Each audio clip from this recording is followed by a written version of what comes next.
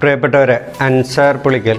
നമ്മുടെ സംസ്ഥാനത്ത് ചില പ്രദേശങ്ങളിൽ ഇടയ്ക്കിടെ റിപ്പോർട്ട് ചെയ്യപ്പെടുന്ന ഒരു രോഗമാണ് സ്ക്രബ് ടൈഫസ്. എന്താണ് ഈ രോഗം? എങ്ങനെയാണ് ഇതുണ്ടാകുന്നത്? എന്താണ് ഇതിൻ്റെ കാരണം? പ്രതിരോധ മാർഗങ്ങൾ എന്നതിനെക്കുറിച്ച് വളരെ ചെറിയ ഒരു വിശദീകരണമാണ് നാം ഇന്ന് ഈ ക്ലാസ്സിൽ ചെയ്യുന്നത്. വളരെ പ്രധാനപ്പെട്ട ഈ വിവരങ്ങൾ മറ്റുള്ളവരിലേക്ക് പങ്കുവയ്ക്കണമെന്ന് അഭ്യർത്ഥിക്കുകയാണ്. ഓറിയാൻഷ്യ സുസുഗാമുഷി എന്ന ഒരിനം ബാക്ടീരിയ മൂലമുണ്ടാകുന്ന പകർച്ചവ്യാധിയാണ് സ്ക്രബ് ടൈഫസ്. 1899 ജപ്പാനിലാണ് ഈ രോഗം ആദ്യം റിപ്പോർട്ട് ചെയ്യപ്പെട്ടത്.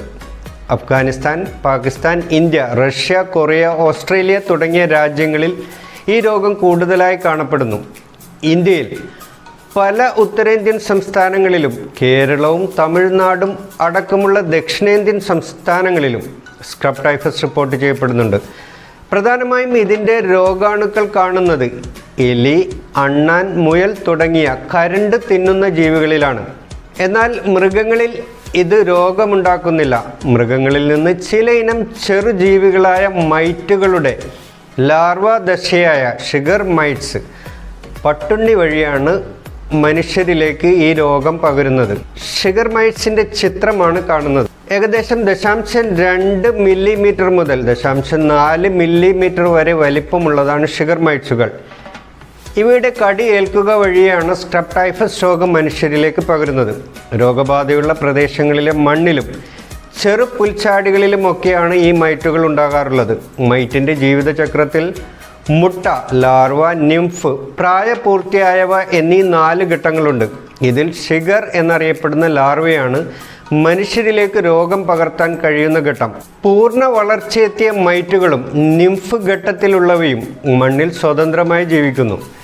ഷിഗർ മൈറ്റ്സുകൾ രോഗകാരിയായ സുസുഗാമുഷി ബാക്ടീരിയകളുടെ വാഹകരായി പ്രവർത്തിക്കുന്നു. ഇവ രോഗാണുക്കളുള്ള എലി, അണ്ണാൻ, മുയൽ തുടങ്ങിയ കാർന്ന് തിന്നുന്ന ജീവികളുടെയും മറ്റു ചെറു സസ്തനികളുടെയും രക്തം കുടിക്കുമ്പോൾ ഈ രോഗാണുക്കൾ ശരീരത്തിലെത്തുക വഴി രോഗം പരത്താൻ കഴിവുള്ളവയായി മാറുന്നു. ജീവിതചക്രത്തിൻ്റെ ഈ 4 ഘട്ടങ്ങളിലും രോഗകാരികളായ ബാക്ടീരിയ ഈ ചെറു ജീവികളിൽ നിലനിൽക്കുന്നുണ്ട്.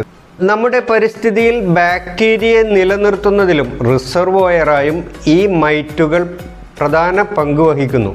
എങ്ങനെയാണ് ഈ രോഗകാരികളായ ബാക്ടീരിയകൾ മനുഷ്യരിലെത്തുന്നത്?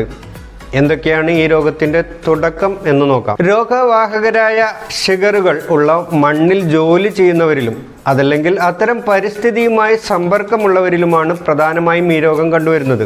എല്ലാ കാലാവസ്ഥയിലും രോഗം ഉണ്ടാകുമെങ്കിലും നമ്മുടെ സാഹചര്യത്തിൽ മഴക്കാലത്തും മഞ്ഞുകാലത്തുമാണ് പ്രധാനമായും ഇതുണ്ടാകാറ്. ചെറു വനപ്രദേശങ്ങൾ, പുഴയോരങ്ങൾ, പുല്ലുമൂടിയ പ്രദേശങ്ങൾ തുടങ്ങിയ സ്ഥലങ്ങളിൽ ഈ ഷിഗറുകൾ കൂടുതലായി കാണാറുണ്ട്. ഷിഗറുകൾ കൂടുതൽ കാണുന്ന ഇത്തരം പ്രദേശങ്ങളെ ഷിഗർ തുരുത്തുകൾ, ഷിഗർ ഐലൻഡ്സ് എന്ന് അറിയപ്പെടുന്നു. ഇത്തരം ഷിഗറുകൾ കടിച്ച് 10 മുതൽ 12 ദിവസം കഴിയുമ്പോഴാണ് രോഗലക്ഷണങ്ങൾ പ്രത്യക്ഷപ്പെടുന്നത്. ഷിഗർ കടിച്ച ഭാഗം സാധാരണഗതിയിൽ ഒരു ചെറിയ ചുവന്നു തടിച്ച പാടായി, കക്ഷം, കാലിൻ്റെ ഒടി, തുടയും അടിവയറും ചേരുന്ന ഭാഗം, അരക്കെട്ട്, ജനനേന്ദ്രിയങ്ങൾ, കഴുത്ത് തുടങ്ങിയ ശരീരഭാഗങ്ങളിലാണ് കാണാറ്. ഇവ പിന്നീട് ഒരു കറുത്ത വ്രണമായി അഥവാ എസ്കാറായി മാറുന്നു. എന്തൊക്കെയാണ് സ്ക്രബ് ടൈഫസ് രോഗത്തിൻ്റെ ലക്ഷണങ്ങൾ? വിറയലോട് കൂടിയ പനി, തലവേദന, ചെങ്കണ്ണ് പോലെ കണ്ണുകൾ ചുവക്കുക, കഴലവീക്കം, പേശിവേദന, വരണ്ട ചുമ എന്നിവയാണ് പ്രധാന രോഗലക്ഷണങ്ങൾ. തുടർന്ന് ഏതാണ്ട് ഒരാഴ്ചയ്ക്ക് ശേഷം ശരീരത്തിൽ ചുവന്നു തടിച്ച പാടുകൾ ആദ്യം ഉടലിലും പിന്നീട് കൈകാലുകളിലും ഉണ്ടായേക്കാം. ഈ രോഗം പലപ്പോഴും ഗുരുതരമായ സങ്കീർണതകൾക്കും മരണത്തിനും കാരണമായേക്കാം. ന്യൂമോണിയ, തലച്ചോറിനെ ബാധിക്കുന്ന മെനിഞ്ചിറ്റിസ് എന്നിവ ഉണ്ടായാൽ 30% വരെ മരണനിരക്ക് ഉണ്ടായേക്കാം. സാധാരണഗതിയിൽ ഇത് 2 ആഴ്ച കൊണ്ട് ശമിക്കും. സ്ക്രബ് ടൈഫസിന് ടൈഫോയിഡ്, എലിപ്പനി, ഡെങ്കിപ്പനി എന്നിവയുടെ ലക്ഷണങ്ങളുമായി ഏറെ സാമ്യമുള്ളതിനാൽ രോഗനിർണയത്തിൽ ഇത് വളരെ ബുദ്ധിമുട്ട് അനുഭവപ്പെടാറുണ്ട്. എങ്ങനെയാണ് സ്ക്രബ് ടൈഫസ് രോഗം നിർണ്ണയിക്കുന്നത്? എന്തൊക്കെ ചികിത്സകൾ നൽകാൻ കഴിയും നോക്കാം. രോഗി വരുന്ന പ്രദേശത്തെ രോഗസാധ്യത, തൊലിപ്പുറമേയുള്ള എസ്കാർ, കറുത്ത വ്രണം, രക്തപരിശോധനാ ഫലം തുടങ്ങിയവ രോഗനിർണയത്തിന് സഹായിക്കുന്നു. വീൽ ഫെലിക്സ് ടെസ്റ്റ് ആണ് ഈ രോഗത്തിന് പ്രധാനമായുള്ള ലബോറട്ടറി പരിശോധന.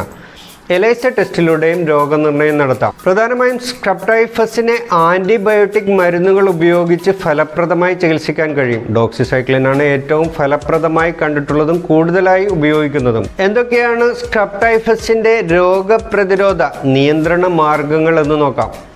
രോഗം പരത്തുന്ന ഷിഗർ മൈറ്റുകളെ കീടനാശിനികൾ ഉപയോഗിച്ച് നിയന്ത്രിക്കാൻ കഴിയുന്നതാണ്. ഒരു പ്രദേശത്ത് ഷിഗർ ഐലൻഡുകൾ ഇത്തരത്തിലുള്ള ഷിഗർ ഐലൻഡുകൾ കണ്ടെത്തിയാൽ അവയിൽ കീടനാശിനികൾ തളിച്ച് നിയന്ത്രണം ഫലപ്രദമാക്കാം. ഇത്തരം ഷിഗറുകളുള്ള മണ്ണിലും പുൽച്ചെടികളിലും കീടനാശിനി സിന്തറ്റിക് പൈറത്രോയിഡ് തളിക്കുകയാണ് ചെയ്യേണ്ടത്. അതോടൊപ്പം തന്നെ എലി നശീകരണ പ്രവർത്തനങ്ങളും പുൽച്ചെടികളും മറ്റും വെട്ടി പരിസരം വൃത്തിയാക്കുന്നതും വളരെ പ്രധാനപ്പെട്ട ഒരു കാര്യമാണ്. സംസ്ഥാനത്തെ ചില സ്ഥലങ്ങളിൽ ഇടയ്ക്കിടെ കാണപ്പെടുന്ന സ്ക്രബ് ടൈഫസ് എന്ന രോഗത്തെക്കുറിച്ചുള്ള വളരെ ചെറിയ ഒരു വിശദീകരണമാണ് നാം ഇന്ന് ഈ ക്ലാസ്സിൽ ചെയ്തത്.